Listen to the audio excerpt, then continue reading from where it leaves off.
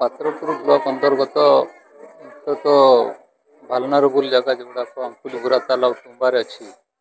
ବିଭିନ୍ନ ଗାଁରୁ ଯେଉଁଠି କଚା ଘର ବେଶୀ ଅଛି ସେ ଜାଗାମାନଙ୍କରୁ ଆମେ ବିଭିନ୍ନ ସ୍କୁଲମାନଙ୍କୁ ବା ଟେମ୍ପୋରାରୀ ସେଣ୍ଟରମାନଙ୍କୁ ଆମେ ଲୋକଙ୍କୁ ନେଇକି ଆସିଛୁ ଏବଂ ତାଙ୍କର ଆନୁଷଙ୍ଗିକ ବ୍ୟବସ୍ଥା ଖାଇବା ରନ୍ଧା ଖାଦ୍ୟର ବ୍ୟବସ୍ଥା କରାହେଉଛି। ପାନୀୟ ଜଳ ବିସ୍କିଟ୍ ଫିସ୍କିଟ୍ ସବୁ ଦିଆହେଉଛି ଏବଂ ପାଖାପାଖି 250-300 ଲୋକଙ୍କୁ ଆମେ ଟାର୍ଗେଟ୍ ରଖିଛୁ ସେଣ୍ଟରକୁ ଆଣିବା ପାଇଁ ଏବଂ ତାଙ୍କର ସେଫ୍ଟି ପାଇଁ ସବୁପ୍ରକାର ଚେଷ୍ଟା କରୁଛୁ। ଆସନ୍ତାକାଲି ବାତ୍ୟାର ପ୍ରଭାବ ଟିକେ ଅଧିକ ହେଲା ଭଳି ଲାଗୁଛି।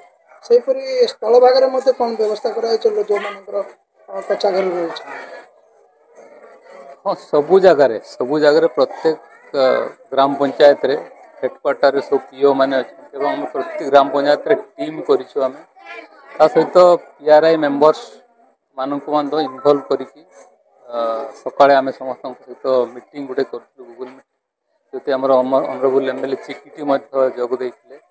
ସମସ୍ତଙ୍କୁ ଅନୁରୋଧ କରୁଛୁ, ଆମ ଷ୍ଟାଫ୍ ମାନେ ବି କୋଅର୍ଡ଼ିନେଟ୍ କରୁଛନ୍ତି।